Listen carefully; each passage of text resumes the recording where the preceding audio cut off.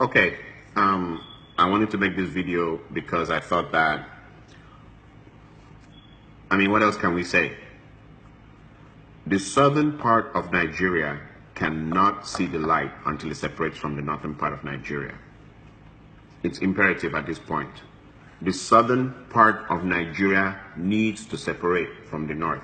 The north, the ideology of the north, the philosophy of the north, what the north is all about, does not and will not work for us in the south.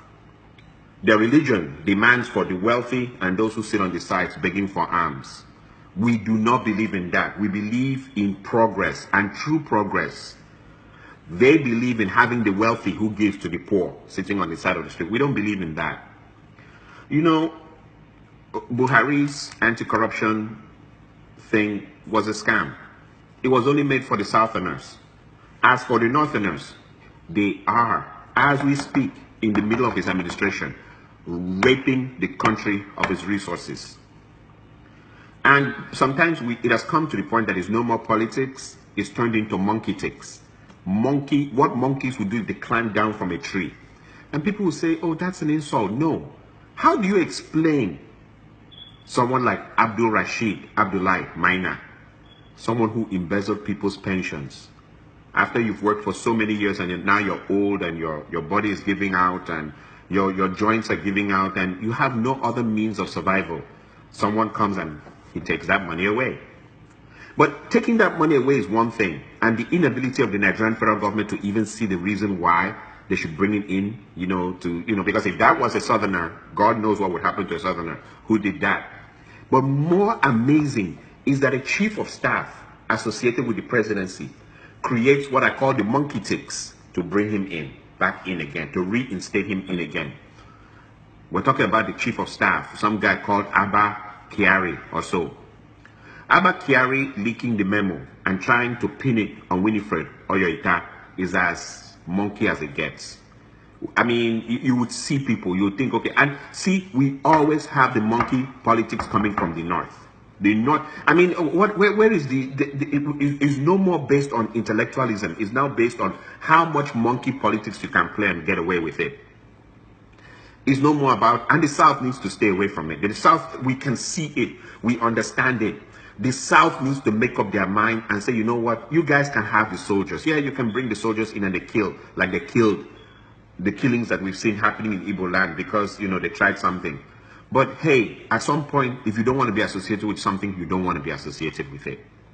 It is time the southern part of Nigeria breaks away from the northern part peacefully.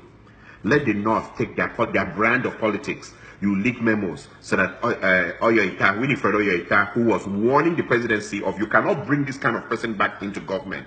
You leak the memos so you can blame her and say, see, she's inefficient. She leaks memos and they fire her. That kind of monkey politics from you, Abba Kyari. I don't know if any, and I'm sure you're a hero where you come from. I'm sure people, they bow down for you. I'm sure there are people who line up on the streets to collect arms from you as your religion dictates. But as far as the southern part of Nigeria is concerned, we're done with that kind of politics.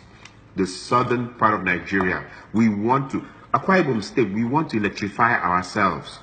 We don't want to wait for your Kainji Dam, which is no more functioning. We are ready to electrify ourselves, but you guys will not give us the permission to do so. We are ready to create our seaports and create more airports, but you guys won't let us have it. The recent one I heard was that a commissioner went over to a minister, the Minister of Telecommunications, begging to be allowed to have something like a 611 number so that if we have car accidents, people could call that number and our ambulance would arrive with a doctor in it. He was blocked by the Minister of whatever, telecommunications or whatever. He was blocked. They said, oh, no, we can't let you have it. Go and bring so money, bribe money. So it's time the southern part of Nigeria cannot play those politics you guys play anymore. If you want to keep people like Abdullahi, Maina, guess what? In northern Nigeria, the new Republic of Northern, you guys can make him the president of Nigeria. But for those of us who are in the south, our eyes are open enough to know that we don't need those kind of people anymore around us. In your system, the North can do no wrong. Look at the amount of soldiers you brought into the South. Look at the kind of armory and everything you brought into the South because of Nnamdi Kanu. If you took that same kind of armory into the forest or whatever is the name of that forest, you think you wouldn't finish with Boko Haram? No, but because it is something associated with you guys. It's something associated with you guys. It's something that helps you guys. It was a machinery that you guys kept there to make the southern side of rulership to be uncomfortable. You don't want to touch it anymore, or you've lost control of even touching it, or whatever is the case. Nor do you want to end it because we've had offers from foreign governments to come and end that crap. You don't want to end it because you guys are actually profiteering off it. You guys are profiteering off it. And every case we've had of the northern guys profiteering off that kind of crap where people have died, or profiteering off a situation where they are holding oil blocks that they don't deserve to hold. Oil blocks. You guys are holding oil blocks and the oil is not even in from your place. Nobody in the Niger Delta has oil blocks. And that brings me back to another man, Senator Itaina. He's a hero. Someone who is able to stand up in the Senate and announce and say that, you know what, all these oil blocks that have been, especially those that were distributed during the time of Sani Abacha, and all the oil blocks that were distributed all over the place, that these things that you guys are doing, you know, I mean, you guys have the private jets now because of the oil blocks, and, you know, like one of them goes into the Forbes magazine and becomes the richest woman in the world and all that. But when we look at where the oil comes from and who are the people that actually own this oil, you guys should not be holding those oil blocks, you know. That whole system we need to break away. You guys can hold the oil blocks for a new Northern Republic of Nigeria while we start a thing all over here again, because it's a disaster. It's a mess. It's a mess. I am sorry to say, Buhari and his wife, I hope you see this message, you guys are a scam. All the tough talk from the First Lady and all of you is for the South. It's not for your North. You guys are not looking up at your North and saying, look, what you guys are doing is bad. You're coming to look at the South. Meanwhile, the South has been impoverished and impoverished and impoverished by the North. And I don't know how this happened, because if you look at the whole of the West African sub-region, the vestiges of the Kanem-Borno Empire were all subdued. Only in Nigeria is the North doing this. In Ghana, they pushed the North back. Senegal, they pushed the North back. All the West African countries push the North back. Because the North, it seems like when they get involved in things, it's not good. It turns into something else. Only in Nigeria, of the edge of West Africa, because after us, Africa goes down the other direction to South Africa. But that whole West Africa, everybody pushed back the North. Ghana push it back. North, the biggest North can do is vice president. You cannot go any higher than that. They push them back. They push them back. That is why Nigeria could have gone far. We could have gone far without the North. I'm telling you, we could have really gone far. And I think it's time for us, like when I read stories like the Chief of Staff of the Presidency leaks a memo to get Winifred Oyoita in trouble because she wrote saying that you should not bring a man who embezzled pensions back and reinstate him in the civil service. We don't need to be, the South needs to be done with the North, and it's not worth it. It's not worth it. The oil blocks. I mean, the South, people are impoverished beyond understanding. People are just walking around like that. And in that impoverished situation, when they rebel, you send the military, the Nigerian military in there to smash them into tiny pieces. You send the Nigerian military to kill them and to do all kinds of things with them. But you guys take the millions of dollars. You guys take the millions of dollars and all this money, and then you walk around with it and buy houses in Switzerland and do things. The North has not gone through anything in the hands of the EFCC. The North has gone through nothing. The EFCC is a sham. Buhari is a sham. His wife is, the whole thing is a sham by the North. The South needs to break away from the North. The South needs to break. Even the problems we are having in the South now, the kind of rulers we're having in the South now are being buttressed by the North because they pay tribute to the North. We in the South, we can correct our own problems. We can get rid of these dynasties and some of the problems we're having here in the South if we can disconnect their connections with you guys in the North. If we can disconnect what they are doing with you guys and disconnect them, then let us determine ourselves within ourselves. We will do very, very well. But the problem right now is whoever becomes the darling of the North can stay over here in the South and punish us and do all kinds of things and be anti-progressive and all this. We need a disconnection of Southern Nigeria from North. We need a disconnection of our electoral process from the headquarters there in the North. We need a disconnection of our electoral processes from the North. We need a disconnection of our permission to have our own electricity from the North. We need a disconnection of our permission to have our own seaport and airport and everything from the North. We need a complete disconnection from you guys. You guys can sit down there and enrich yourselves and be giving money to you people lining up the streets. We don't want to do that over on our own side. We're not interested in having beggars lying on the streets and then only very few people hold the money and they ring bells in front of their house. You guys are so used to that, and you've brought that into the federal identity of Nigeria. You've brought that into the federal identity of Nigeria. We don't want it. We're not interested in it. So the problem right now is having uneducated, high-placed Northerners in the highest seats of government trying to tell us, the Southerners, who are more educated and who want to do better for ourselves, what to do. It's not going to work. The airports we had, and that is why the little time we had Jonathan Goodluck, who said, okay, allow the South to flow. See what happened in the South automatically in just a short period of time.